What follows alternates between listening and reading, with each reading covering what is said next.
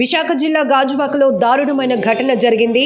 వామ్మో, విన్నా చూసినా కూడా ఒళ్ళు గగురుపాటుకు గురవ్వాల్సింది. ఎందుకంటే అంత వణుకు పుట్టే అత్యంత కిరాతకంగా జరిగినటువంటి హత్య తీరిది.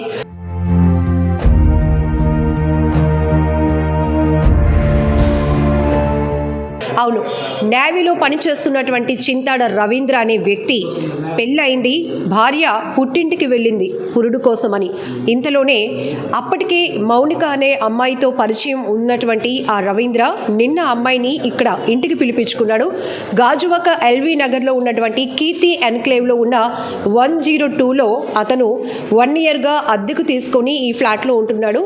అయితే భార్య 1 మంత్ మాత్రమే ఇక్కడ ఉన్నారు. ఆ తర్వాత ఆమె గర్భవతి వల్ల పుట్టింటికి వెళ్ళినట్టు కూడా తెలుస్తోంది. ఎందుకంటే రీసెంట్గా ఆమె పాపకి కూడా జన్మనిచ్చినట్టుగా ఇక్కడ ఉన్నవారు కూడా చెప్తున్నారు. అయితే నిన్న తన ఎవరైతే సంబంధం కొనసాగిస్తున్నటువంటి మౌనికను ఇంటికి పిలిపించుకున్నాడు. ఇద్దరు సఖ్యతగానే ఉన్నట్టు తెలుస్తోంది. రాత్రి సమయంలో ఇద్దరి మధ్య డబ్బులకు సంబంధించినటువంటి ఒక గొడవ మొదలైంది. ఎప్పటి నుంచో ఆ అమ్మాయి మౌనిక తనని డబ్బుల కోసం వేధిస్తుందని, దానికోసమే ఆ వేధింపులు తట్టుకోలేకే ఆమెను తన కుటుంబం పరిస్థితులకు కానీ లేకపోతే వివాదాలకు ఇంకా కారణం కాకూడదని హత్య చేసినట్టుగా పోలీసులకు చెప్పినట్టుగా కూడా తెలుస్తోంది.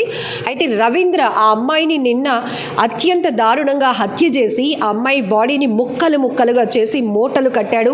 2 మూటలను ఫ్రిడ్జ్లోనే ప్యాకింగ్ చేసి పెట్టి మరొక మూటలో తలని అలానే సిమ్ కార్డ్ని చెప్పులను కూడా ఆరిలోవ పోలీస్ స్టేషన్ పరిధిలో ఉన్నటువంటి దారపాలెం వద్దకు తీసుకువెళ్ళి అక్కడ తగలబెట్టినట్లు తెలుస్తోంది. ఎంత దారుణమైన ఘటన అంటే ఇక్కడ చెప్పాలి, వివాహేతర సంబంధం ఎన్నాళ్ళ నుంచి కొనసాగుతుందో అనేది క్లారిటీ లేదు. కానీ మౌనిక కూడా విశాఖ జిల్లాకు చెందినటువంటి అమ్మాయే. అక్కయ్యపాలెం సమీప ప్రాంతంలో ఆమె ఉంటున్నారు. అలానే ఆ అమ్మాయి ఈవెంట్స్ చేస్తున్నట్టు తెలుస్తోంది. ఇప్పటికే కొన్ని ఈవెంట్స్కి సంబంధించినటువంటి ఆ అమ్మాయి ఈవెంట్స్లో పార్టిసిపేట్ చేసినటువంటి ఫొటోస్ కూడా రిలీజ్ అయ్యాయి. అయితే రవీంద్ర ఇక్కడ 1 ఇయర్ నుంచి అద్దెకుంటున్నప్పటికీ కూడా ఈ కీర్తి ఎన్క్లేవ్ దాదాపు 25 ఫ్లాట్స్ ఉన్నాయి. ఇతను ఫస్ట్ ఫ్లోర్ 102లో ఉంటున్నాడు. సో అతని బిహేవియర్ గురించి స్థానికులు చెప్తుంది ఏంటంటే అతను చాలా కామ్ గోయింగే, వస్తాడు వెళ్ళిపోతూ ఉంటాడు. బట్ ఇక్కడ ఎవరికెవరు పట్టించుకునేది కూడా తెలీదు. ఇంతకు ముందు నుంచి అమ్మాయి వస్తుందా రాదా అనేది కూడా మేము ఎవరూ పర్టికులర్గా చూడలేదు. కానీ నిన్న మాత్రం అమ్మాయి మధ్యాహ్న ప్రాంతంలోనే ఇక్కడికి ఆ అమ్మాయిని రప్పించుకొని రాత్రి వరకు ఇద్దరు ఇక్కడే ఉన్నట్టు తెలుస్తోంది. తర్వాత రాత్రి ఇద్దరి మధ్య ఏదైతే గొడవ మొదలైందో డబ్బుల విషయమై దాంతోనే అమ్మాయిని అడ్డు తొలగించుకోవాలి, ఇక తన లైఫ్లోనికి కానీ తన ఫ్యామిలీ విషయాల్లోనికి కూడా అమ్మాయి అడ్డు కాకూడదు అనే ఉద్దేశంతోనే హత్య చేశాను అన్నట్టు పోలీసుల ముందు అతను ఒప్పుకున్నాడు రవీంద్ర. ఇక్కడ ఒకసారి మనం చూస్తే కనుక హౌస్లో ఇదే ఫ్రిడ్జ్లో నిన్న ఇదే చోట అమ్మాయి లైవ్గా ఉంది, అతనితో ఉంది. అర్ధరాత్రి కొన్ని గంటల వ్యవధిలోనే శవమైపోయింది. అత్యంత దారుణంగా ఎవరైతే ఆ వ్యక్తిని నమ్మి వచ్చిందో మౌనిక, ఆ వ్యక్తి చేతిలోనే చెప్పుకోవడానికి కూడా అసలు ఎంత ఇబ్బందిగా, ఎంత దారుణంగా అంటే వణుకు పుడుతున్నటువంటి దృశ్యాలు ఇవి. ముక్కలు ముక్కలుగా నరికేసి అమ్మాయిని భాగాలు, శరీర భాగాలు విడివిడిగా వేరు చేసి ప్యాకెట్లు మూటలు కట్టి ఫ్రిడ్జ్లో కొన్ని భాగాల్ని మరొక కొన్ని భాగాల్ని తీసుకువెళ్ళి దారపాలెం దగ్గర తగలబెట్టేశాడు. అంటే ఎంత దారుణంగా జరుగుతోంది. అసలు ఈ మౌనికకి రవీంద్రకి పరిచయం ఎప్పుడు ఏర్పడింది, ఎలా ఏర్పడింది, ఇద్దరికి సంబంధించినటువంటి పూర్తి సమాచారం అయితే లేదు. కానీ రవీంద్ర పోలీసుల దగ్గర ఇచ్చినటువంటి ఇన్ఫర్మేషన్ ఆధారంగానే ప్రస్తుతానికైతే మనకు తెలుస్తోంది. ఇంకా క్లూస్ టీం రావాల్సి ఉంది. ఫోరెన్సిక్ ల్యాబ్ టీం కూడా వచ్చిన తర్వాత మరింత ముమ్మరంగా ఈ దర్యాప్తు అయితే కొనసాగబోతోంది. మరొక వైపు మౌనిక పేరెంట్స్ కూడా నోరు విప్పితేనే అసలు ఏం జరుగుతోంది, మౌనికకి ఈ రవీంద్రకి పరిచయం ఉన్నట్టు మౌనిక పేరెంట్స్కి తెలుసా లేదా, లేకపోతే వాళ్ళిద్దరూ ఏమైనా ఫర్దర్గా భవిష్యత్తులో మళ్ళీ పెళ్లి చేసుకోవాలనే ఆలోచనలో ఉన్నారా, ఇలా రకరకాల డౌట్స్ మాత్రం ప్రతి ఒక్కరిని తీవ్రంగా వేధిస్తున్నాయనే చెప్పాలి. ఎందుకంటే ఒక వ్యక్తిని ఒక అమ్మాయి నమ్మి వచ్చి నమ్మడమే కాదు, ఇంటికి రావడమే కాదు, అతను పిలిచినటువంటి మాటకి కట్టుబడి నైట్ కూడా అమ్మాయి స్టే చేసినంత ధైర్యం ఆ వ్యక్తి నుంచి కలిగిందా, లేకపోతే ఇంక ఇద్దరి మధ్య ఏదైనా ఇష్యూ పెద్దగా నడుస్తోందా అనేది కూడా ఇక్కడ తెలియాల్సినటువంటి అవసరం ఉంది. ఎందుకంటే ఈ రోజుల్లో మనం చాలా చూస్తున్నాం, సోషల్ మీడియాలో పరిచయం అవుతున్న వ్యక్తులు వారు ఎవరు, ఎలాంటి వారు, ఎక్కడి వారు, వాళ్ళకి పెళ్ళి అయిందా లేదా, వాళ్ళ పరిస్థితులు ఏంటి, ఫ్యామిలీ బ్యాక్గ్రౌండ్ ఏంటి, ఇవేవి తెలియకుండా కేవలం పరిచయాలు ఏర్పాటు చేసుకొని దాని ద్వారా ముందుకు వెళ్ళాలి అనుకుంటున్నారే తప్ప ఇంత దారుణాటి ఘటనలు అనేక చోట్ల అనేక ప్రాంతాల్లో జరిగినా కూడా ఎందుకు మరి ఎవరు అలర్ట్ కావటం లేదో, జాగ్రత్త పడటం లేదో కూడా అర్థం కావటం లేదు. మొత్తానికి చూడడానికి ఒక మనిషి రూపంలో ఉన్న ఒక క్రూరత్వం, ఒక అమ్మాయి జీవితాన్ని అర్ధాంతరంగా అలా ముగించేయడమే కాదు, చెప్పుకోవడానికి కాదు. ఈరోజు మౌనిక తల్లిదండ్రులు ఎంతలా విలవిలలాడిపోతున్నారంటే కూతురు శరీరాన్ని, అంటే చనిపోయినా కూడా ఆమెను గుర్తు పట్టలేనంత విధంగా ముక్కలు ముక్కలుగా పడి ఉన్నటువంటి తమ కూతురు శరీర భాగాల్ని చూసి విలపిస్తున్నారు, తీవ్రంగా రోధిస్తున్నటువంటి పరిస్థితులు కూడా ఉన్నాయి. ఇది ఎక్కడో జరిగినటువంటి ఘటన కాదు. బీ అలర్ట్గా ఉండాల్సిన పరిస్థితి ఉంది. మీ పిల్లల మీద కూడా మీరు అబ్జర్వేషన్ కంపల్సరీగా పెట్టాలి. ఎందుకంటే మీ పిల్లలు ఎక్కడ చేస్తున్నారు, ఏ జాబ్ చేస్తున్నారు, ఎక్కడ ఉంటున్నారు, మీకు దూరంగా ఉంటున్నారంటే వాళ్ళ మీద పోన్లే వాళ్ళకి ఒక ఫ్రీడమ్ ఇచ్చారు అని అనుకోకుండా వాళ్ళు ఏం చేస్తున్నారు, ఎవరితోనైనా వ్యక్తులతో పరిచయాలు ఏర్పాటు చేసుకుంటున్నారా, ఇవన్నీ కూడా తెలుసుకోవాల్సినటువంటి అవసరం కూడా ఉంది. ఇంత భయంకరమైన మనుషులు మన మధ్య ఉన్నారు అంటే నమ్మడానికి అసలు ఒక అమ్మాయిని మొక్కలు నరికి ఫ్రిడ్జ్లో పెట్టాడు ఇంట్లో అంటే అసలు ఎట్లా అంత దుర్మార్గంగా ప్రవర్తించాడు అంటే ఆయన అలాంటి వ్యక్తి సంవత్సరం నుంచి మా మధ్య ఉన్నాడంటే మేమే చాలా భయగ్రస్తులు అయ్యాం. కానీ ఇప్పటి వరకు మా 70 వార్డులో ఇలాంటి దుర్ఘటన ఎప్పుడు జరగలేదు. అందరూ కూడా చాలా అఫీషియల్గా ఉంటారు కానీ ఇలాంటి విషయం ఎప్పుడు జరగలేదు. ఎవరికి కూడా లేడీస్ కూడా చాలా సెక్యూరిటీ మా వార్డు అంటేనే, మా ఎల్వి నగర్ అంటే లేడీస్కి చాలా సెక్యూరిటీగా ఉంటుంది. అలాంటిది ఇంత దారుణంగా జరిగింది అంటే మేము చాలా బాధపడుతున్నాం. అలాంటి నేరస్తుని కఠినంగా శిక్షించాలని కోరుకుంటున్నాం. రవీంద్ర 102లోనేనమ్మా ఉంటున్నాడండి. ఏం చేస్తుంటాడు ఆయన నేవీ ఆఫీసర్ అట. వాళ్ళ మిసెస్ ఏమో డెలివరీకి వెళ్ళారు. 4 months అట, పాప పుట్టిందట. ఆవిడ ఇంకా ఇంటికి రాలేదు. పాప పుట్టిందట. మరి ఇంత కిరాతకంగా ఎందుకు చంపాడు అన్నది విషయాన్ని మాత్రం పోలీసులు దర్యాప్తు చేయాలి. ఇవన్నీ కనుక్కొని నేరస్తుడికి మాత్రం కఠిన శిక్ష వేయాలని కోరుకుంటున్నాం. ఈ ఫ్లాట్లో ఎన్నాళ్ళ నుంచి వాళ్ళు ఉంటున్నారు? జనరల్గా అతని బిహేవియర్ ఎలా ఉంటుంది? 1 year నుంచి ఉంటున్నారట. బిహేవియర్ అయితే చాలా బాగుంటుందని చెప్తున్నారు. ఇరుగు పొరుగు వాళ్ళు కూడా ఎప్పుడు ఎవరితో మాట్లాడడానికి కానీ వాళ్ళ భార్య భర్తలు గొడవ పడడం కానీ ఏమీ లేదట. చాలా డీసెంట్గా ఉదయం జిమ్కి వెళ్తాడట, తర్వాత వచ్చి ఆఫీస్కి వెళ్తాడట, సాయంకాలం వచ్చి తన రూమ్లో తను ఉంటాడట. కానీ ఎప్పుడు ఇరుగు పొరుగులతో కూడా మాట్లాడలేదట. డీసెంట్గానే ఉంటాడని చెప్తున్నారు. మరి ఇది ఎందుకు జరిగింది అన్నది మనకు తెలియదు. ఎవరి తప్పులు అన్నది న్యాయస్థానం నిర్ణయించాలి. ఈ దారుణమైన ఘటన వినగానే మీకేమనిపించింది? అసలు ఇట్లాంటివి ఎక్కడో అడవుల్లో మృగాల ప్రవర్తన ఒక మనిషిలో చూడడం అంటే ఎట్లా ఆందోళన వేస్తుంది మేడం. మార్నింగ్ వేసి ఇలాంటి చూస్తున్నామా మన కాలనీలో. ఏం విన్నారు అసలు మీరు ఈ ఘటన గురించి? మొదట ఫస్ట్ అయితే అందరు చెప్పుకున్నది అయితే అమ్మాయితో రిలేషన్ పెట్టుకున్నాడు అని, అబ్బాయి ఏమో డబ్బులు డిమాండ్ చేస్తుందని చెప్పేసి ఎప్పటి నుంచి అతన్ని ఇబ్బంది పెడుతుందని అని చెప్పేసి అనుకుంటున్నా. అని తెలిసిందే పోలీసు స్టేషన్ అతను చెప్పాడంట అలాగని చెప్పేసి. మరి చాలా హత్యలు చూసాం, ఆత్మహత్యలు చూసాం. కానీ ఇక్కడ ఒక నేవీ ఉద్యోగి ఉండి ఆ వ్యక్తి ప్రేమించిన అమ్మాయిని, పెళ్ళైనటువంటి ఒక వ్యక్తి అత్యంత క్రూరంగా హత్య చేయడమే కాకుండా ముక్కలు నరికి ఫ్రిడ్జ్లో కొన్ని భాగాలు, మరికొన్ని చోట దారపాలెం దగ్గర తలకైన తగలబెట్టడం ఎట్లా? చాలా దారుణం అండి. ఈ విషయం అయితే చాలా దారుణం. ఇంతవరకు అసలు ఇది ఎప్పుడో ఎక్కడ టీవీల్లో చూడడం వినడం తప్ప ఎప్పుడు రియల్గా మేము చూడలేదు. ఫస్ట్ టైం ఇలా చూస్తున్నాం.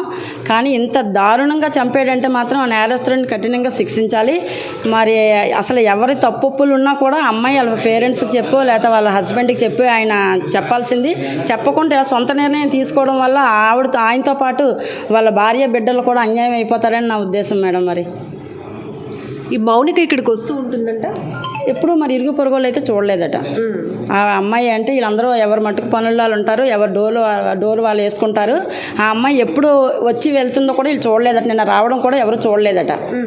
మరి ఎప్పుడు ఈ గొడవ జరిగిందో మరి అమ్మాయి అరుపులు కూడా బయటకు అసలు ఏం వినిపించలేదట. మరి ఎలా చంపాడు అన్నది ఆయనకే తెలియాలి. కానీ చాలా దారుణంగా చంపాడు. అలాంటి వాడిని మాత్రం శిక్షించాలి. ఎలా శిక్షించాలనుకుంటున్నాను? చాలా కఠినంగా శిక్షించాలి. ఇలాంటి వాడు ఒకసారి శిక్షించామంటే రెండోసారి ఇంకొకటి ఇలాగ ఆడదాని విషయంలోకి వెళ్ళడానికి భయపడేటట్టు ఉండాలి. అంత కఠినంగా శిక్షించాలని కోరుకుంటున్నాను. నైట్ ఒక పిల్లని తెచ్చి దారుణంగా చంపేసి ఫ్రిడ్జ్లో అడ్డం అనేది చాలా దారుణం కదా మేడం. ఆవిడ ఒకళ్ళు డిమాండ్ చేసినా స్టేషన్కి వెళ్ళి కంప్లైంట్ పెట్టుకొని అక్కడ 4 గోడల మధ్య సెటిల్ చేసుకోవడం ఏదో చేసుకోవాలి. మిస్సెస్కి చెప్పాలి, చుట్టాలకు చెప్పాలి. అంతేగాని ఫ్రిడ్జ్లో పెట్టేసి చంపేసి అది చాలా తప్పు కదా. ఈరోజు ఆయన చూసి ఇంకో 10 మంది మనుషులు ఇప్పటికే చిన్నపిల్లలు రేపు చేసేయడం చంపేయడం అన్నీ జరుగుతున్నాయి కదా మేడం. ఇలాంటి వాళ్ళు ఎవరిని కూడా బయటకు వదలకూడదు మేడం. ఇప్పుడు అతని భార్య, ఆమె పరిస్థితి కూడా చాలా దారుణంగా ఉంటుంది. ఎందుకంటే ఒకవైపు బిడ్డకు జన్మనిచ్చింది, ఈ టైంలో భర్త దగ్గరుండాలి అని కోరుకునే పరిస్థితిలో భర్త ఇలాంటి వాడా అంటే భయంకరంగా ఉంటుంది. ఇవాళ అమ్మాయిని చంపేశాడు, రేపు నన్ను చంపేస్తాడు అని భయపడుతుంది ఆవిడ కూడా పిల్ల కూడా ఇంక ఇతని దగ్గర రారు.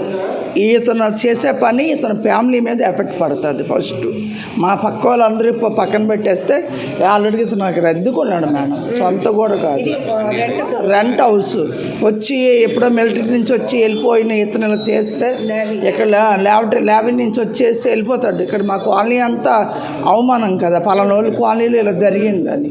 ఇప్పుడు ఎంతమంది మీరు వచ్చి ఇక్కడ పెడుతున్నారు బయటికి, పేపర్లు టీవీలో వీడియోలు ఇస్తున్నారు కదా, ఎల్వి నగర్ అని, మాకు చెడ్డ పేరు కదా మేడం. ఇంకొక విషయం చెప్పండి, ఈ మధ్యకాలంలో అన్ని వివాహేతర సంబంధాలు, పెళ్ళైన వాళ్ళు మరొకరితో సంబంధాలు పెట్టుకోవడం. ఇక్కడ ఈ అమ్మాయి చనిపోయారు, చాలా దారుణంగా హత్యకు గురైంది పక్కన పెడితే, అమ్మాయిలు కూడా అసలు భయం ఉండటం లేదు. అసలు పెళ్ళయింది అని తెలిసిన, భార్య పిల్లలు ఉన్నారు అని తెలిసిన విచ్చలవిడిగా ఇట్లా రావడం కూడా, ఆ అమ్మాయి ఆ ధైర్యం చేసి ఉండకుండా ఉండుంటే తప్పు. ఫస్ట్ అమ్మాయిదే తప్పండి.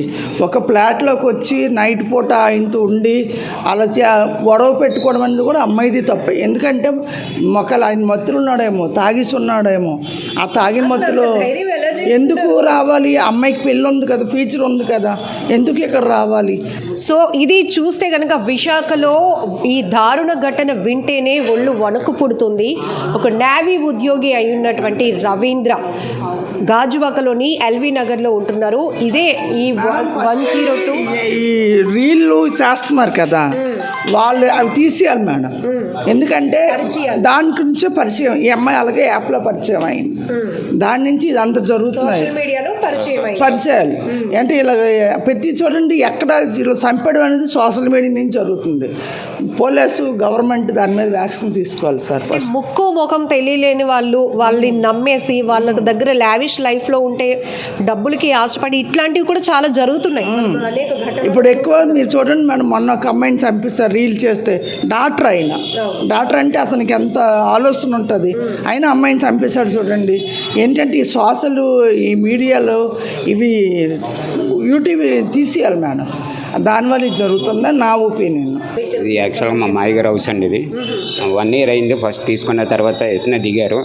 నేవీలో ఎలక్ట్రీషియన్గా పనిచేస్తారంటే, అంటే ఉదయం వెళ్ళి సాయంత్రం వస్తారండి. ఇప్పుడు దాకా అలా చేయలేదు. వాళ్ళ మిస్సెస్ వచ్చి మన ఇంట్లోకి దిగిన తర్వాత 1 month ఉంది, తర్వాత డెలివరీకి వెళ్ళిపోయింది. 4 months పాప కూడా ఉందంట. 1 year అయిందమ్మా, నిన్నటికి 1 year అయింది కరెక్ట్గా. 1 month ఉంది, డెలివరీకి వెళ్ళిపోయింది. తర్వాత రోజు వెళ్ళి డ్యూటీకి వచ్చేవారు. అంటే ఎవరితో అక్కడ న్యూసెన్స్ కానీ ఏమీ జరగలేదంటే ఇప్పుడు దాకాను. యాక్చువల్గా నిన్న మధ్యాహ్నం జరిగింది ఈ సిచ్యువేషన్. అంటే మన డిపార్ట్మెంట్ ఆ విషయం మనకు తెలియదు, డిపార్ట్మెంట్ వాళ్ళు వచ్చి చెప్పిందాక మనకు తెలియలేదు. మనకు వాళ్ళు మార్నింగ్ తెలిసింది. మా మాయగారు నాకు ఫోన్ చేసి మీ ఎల్వి నగర్లోనే ఇలా జరిగిందని. యాక్చువల్గా మా చుట్టుపక్కల ఎప్పుడు ఈ 70 వార్డు ఎల్వి నగర్లో కానీ మా వార్డులో కానీ అలాంటివి అయితే జరగలేదు ఇప్పుడు దాకా కూడాను. ఫస్ట్ టైం మా ఎల్వి నగర్లో కానీ ఇక్కడ పోలీసులు కూడా తిరుగుతుంటారు. ఇంత దారుణం జరిగిందంటే మాకు బాగా అనిపిస్తుంది. రేపు ఉదయం అలా సంఘటన జరుపుకుంటాను. సోషల్ వీడియో ద్వారా కూడా చాలామంది పాడవుతున్నారు. ఈ అపార్ట్మెంట్ పేరు కీర్తి ఇన్ఫ్లుయెన్స్ 25. ఇంతమంది మధ్య ఉండి కూడా అతనికి అంత ధైర్యం అంటే ఫస్ట్ ఫ్లోర్ కదా మేడం, మా మెట్లు ఎక్కేసి అలాగ వచ్చి కదా అని ఒక అవగాహన ఉంటుంది యాక్చువల్గా. తర్వాత వాళ్ళ ఫ్రెండ్కి ఎవరికో ఫోన్ చేశారంటే, వాళ్ళ పేరెంట్స్ వచ్చాక పోలీసులు లొంగిపోమంటే ఆ పేరెంట్స్ లొంగిపోయారు. తలకాయ కూడా ఇక్కడ లేదు మేడం, తీసుకెళ్ళి వేరే దగ్గర ఇచ్చేసారు, తగలబెట్టేశారు. ఇదిగోండి ఓపెన్ చేసి చూస్తే ఫ్రిడ్జ్లోనే బాడీ ఉందంట. డిపార్ట్మెంట్ వాళ్ళు చెప్పారు, ఫ్రిడ్జ్ కూడా కనబడుతుంది. డిపార్ట్మెంట్ వాళ్ళు ఇంకా ఎంక్వైరీ చేస్తున్నారు, వచ్చాక మిగతాది ఏదైనా తెలుస్తుంది.